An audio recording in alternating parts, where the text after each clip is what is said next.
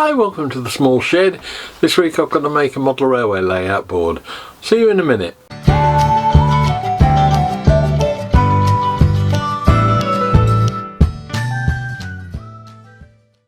Now we've got a bit of a quandary down at the Model Railway Club with the layout down there that I've been working on for nearly 20 years now. In that the fiddle yard area where I'm putting that lifting flap in has 6 tracks, and there is a suggestion afoot that we make it 7. Now I'm not entirely convinced by that, and it makes it kind of defeats the object. The whole point of this place is to put stock on and off the layout and store it while it's waiting its turn, if you like, to go round. And I think it's a bit tight as it is at the moment. We've got 600mm wide boards and 6 tracks, so that's 100mm per track. Now putting 7 in pulls you down to about 85, I think. But it's one of these difficult things that a lot of people seem to think it makes sense. So I'm open to being persuaded, if you like, and what I've suggested is that I make basically a rough layout board, which is what this is going to be, so that we can test it by just trying it out with some track on it, and people can just try and handle stock on that section. It's not actually going to be used for anything other than testing, if you like. So nothing particularly clever, just a sheet of ply with a bit of bracing under it, and then we can set all the tracks out. So that's the job for today. Let's get down and see what we've got for material. Now I've got a sheet of this ply that we get from up in Birmingham that's about 7 or 8mm thick, 7mm, something like that. It's not very substantial, but in essence this is what I would use for a model railway layout board, but make sure there's plenty of bracing underneath it. It needs to be 4x2 really in old money, but these are 1200 long, so I'm not going to mess around worrying about the odd 40mm that would be short. As I said, the aim of this is just to see how you can get on with doing putting stuff on and off in a narrow confined space. But it's, I think, 800 wide. Yeah, 800 wide. So first thing to do is just rip that down lengthways with the track saw. It's the usual story.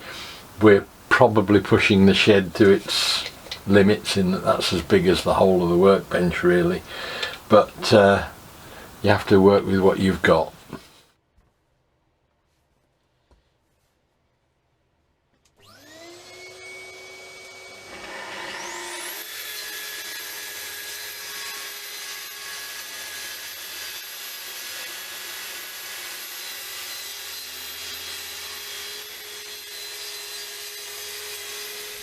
I'm just going to divide this remaining piece in half.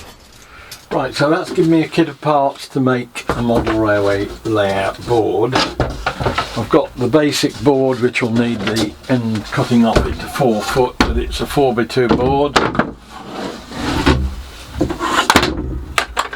I've got 4 pieces cut at about 90mm, which were the offcut of that, but they are to do the sides and the ends. Now if I was doing it for a permanent board, I'd either double up on the ends or make them out of 18mm ply anyway, because it needs a bit of extra strength really normally.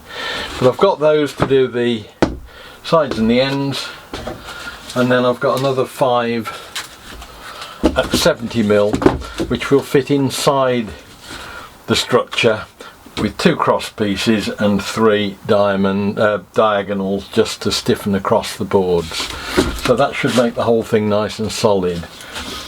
So effectively what that means is really you need at least 2 4x2s to make one board, which is getting to be reasonably expensive nowadays, but I would always go with plywood over MDF because it tends to sag over time.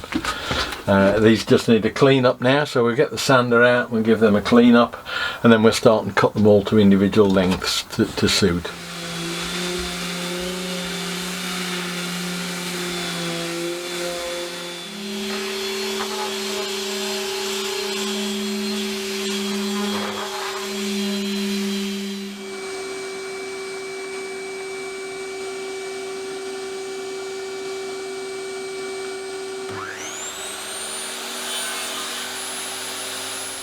Time to glue it up now.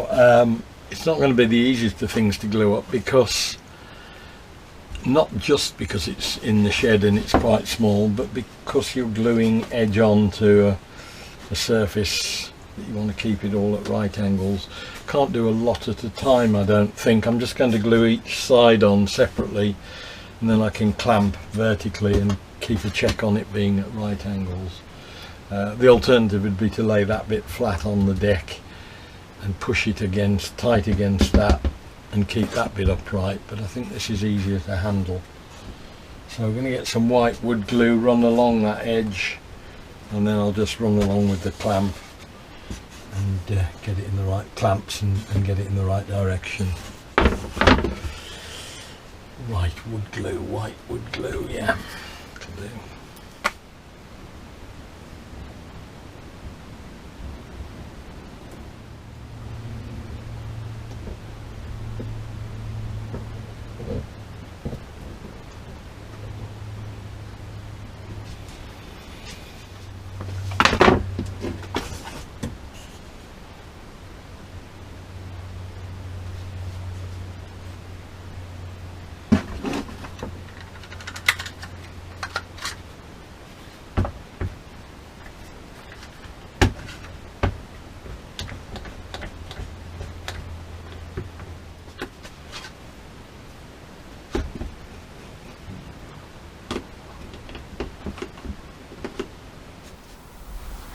Right, that's got the first side glued up. I'll leave that about 20 minutes until it's gripped, and then I can move over to the other side and we can get the cross pieces in, and that will start to give it some support at the ends. But at the moment I'm just making sure that it's on the edge of the board and in the right place all the way along. Just wipe the glue squeeze off now, because it's easier than to deal with it once it's gone off. And then while that's drying now, I can start and think about marking out for the cross pieces that I need to put in, which will be 2 in the middle there, so it'll be dividing it into thirds. We can mark all that out and get those ready to drop in.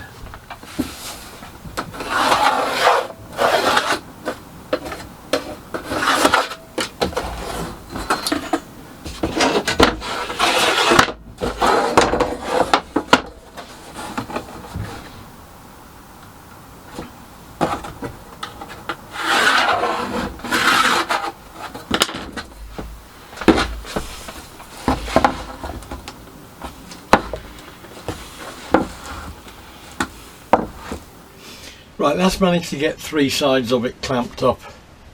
Got one end done and 2 sides. The sides are at right angles to the base and square at the ends. Yep, and the end is vertical as well, so it gives me a pretty good base to once that's dried off. It's starting to go off now, but I think I'm going to leave it overnight to get that really solid. Can strip that out tomorrow and then finish off with the remaining, because I can't cut the other ones at the moment because everything's in the way of the saw. Okay, so day 2, it's dried. The reason I've left one end unglued, if you like, was that because it was all upside down with clamps on it, it's relatively easy to get a twist in something like this and still glue it up, so it's not particularly flat on top. What I can do now, because there's still that ability to move one end to suit, I can now get it back flat on the bench and do the other end while it's all, I know it's flat, rather than before when it was resting on clamps. So we've got the basis to just glue the end, cut the cross pieces first and then the diagonals, and we can start and put the whole thing together that way. That's cut the pieces that I need now. I've got a cross piece to go in there at about 1/3 of the distance. I've got another one in there.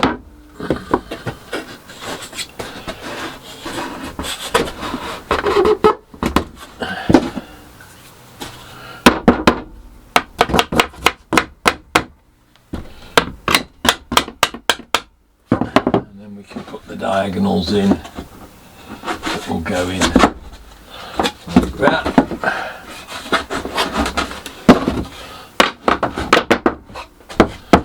I'll glue the end on as well, and that should give us a nice solid structure with a flat top that's pretty well braced and supported all the way across. So I'll just get the glue on the go, glue all that up. You don't really need to see me gluing stuff, and we will then clamp it back up and leave it for another half a day or so.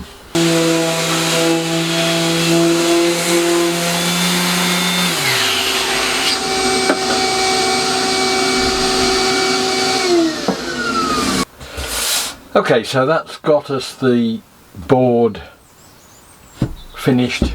It's rigid, it's lightweight, you know, the thing in itself doesn't weigh a fat lot, and it's good enough for what I need, which is basically as a demonstration piece for people to see rather than try and visualize and look at stuff on paper. It's much more important, I think, to be able to actually touch and feel and see what you're trying to do. Now, what I've got is some track, and I think it can quickly demonstrate, if you like, what the problems are. And one of the advantages I've got is that while I've been working on it and working with it, I think I've come up with a couple of solutions that may well solve a lot of the problems. This is the sort of arrangement we have at the moment for getting stock on and off our layout. There's 24 feet of this, which are spaced about like that. Now, it's a bit tight even at that to get stuff on and off, lift stuff on and off. And if you need to couple up coaches, you need to get underneath corridor connections and things, it becomes quite awkward to do. If something derails, you've got to try and get to reach round. So, my initial concern was that to go from that, which was already tight, to 7 tracks would actually make it roughly that sort of spacing, and that was something which is even more difficult, because irrespective of putting anything on the layout, the gap between the tracks there is about 40 millimeters, something like that, 35 to 40 mil. The gap here is down to 20 to 25, 24, 25-ish, something like that, 20 mil, roughly. So you're losing, I won't say half that gap, but you're losing an awful lot of that gap on that new arrangement. Now, one of the club members suggested whether we could widen the layout boards, and that's not something we want to do, because it undoes a whole load of problems with transporting the layout and things like that, where there are racks made to carry these, and it's just not something you necessarily want to do. But what we have had in the past, and what I think is a good idea, is to have some sort of protection just at the edge of the layout, normally clear polycarbonate, which means that if there is any sort of mishap whatsoever, stuff can't fall over the edges. And that's just normally just bolted on with 3 or 4 4mm bolts, so that when you come to take it away for an exhibition, you can quickly unbolt that and away you go. What I have thought about during this whole process is that if you were to start this spacing by putting the track as close to the edge as you could, and then have a spacer on your piece that you cloak the track with, you've immediately then given yourself about another 40mm on the layout, and that is something which is probably worth considering, because what that then does is to open out the spacing on these tracks to about that, and the gaps then become much closer to what we've got there. In fact, they are now 35mm against the 40 odd that we've got there. So I'm sort of beginning to, there is this isn't just a case of having another track just to get more stock in. There are 3 up lines, 3 down lines, and this gives the option to put things like rail cars on in the middle that can swap between either up or down track, because they've got 2 ends and it doesn't matter which way they go. So from an operational point of view, it is certainly well worth thinking about. So that's probably the almost favoured option. But one last thought that I did have afterwards was that because this thing's 24 foot long and we don't tend to load all the stuff on it all the way down, you tend to get one bloke on one side, one on the other, or one person down one end and one person down the other. What we could do is to squeeze half the layout tracks for about half of the fiddle yard over a bit, so that half of the fiddle yard can be fed like that, and then in the middle you have a bit of a swan neck which will then open these out and close those up. So that's another option that would get us back to that spacing that we have there. So all in all, I'm quite chuffed that just doing this, working this problem mentally and putting this together has come up with a couple of solutions that probably would not have come up had we not sort of thought about it for a bit. So I'm going to pack all this up now, take it over to the Railway Club tonight, where we will no doubt have endless discussion about it, and I'll leave it to everybody else to decide what they want to do. Okay, that's done that. Layout board made, happy with that. Little bit of cleaning up to do if I want to do anything more with it, and therein lies the problem. I think this was meant to be a very quick, simple thing I'd knock together and then knock apart when I got home, because it had done its job. I mentioned a couple of years ago on one of the videos about the problems of project creep, where you start doing something and then it develops into something else, and before you know where you are, you've ended up with 4 or 5 other jobs and the original simple concept has gone completely out the window. In this case, yeah, it's to do with this board actually. It's a bit crude and a bit rough, but it will form a base for a couple, well, I've got 3 or 4 little projects that of a model railway nature that I can probably get on a board this size. It wasn't anything I was intending to do when I started out,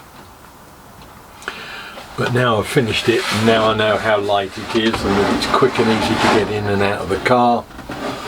I think I may well have made myself a board for a future project.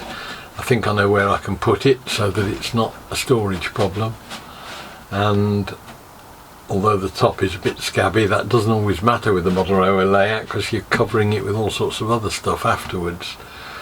So we'll see how that one develops. It may well be I've built myself a problem for the future, but hopefully it will have at least served its purpose down at the club. Hope the video was of interest. Look forward to seeing you next time. We'll be doing something different. I'll look forward to seeing you then. Bye!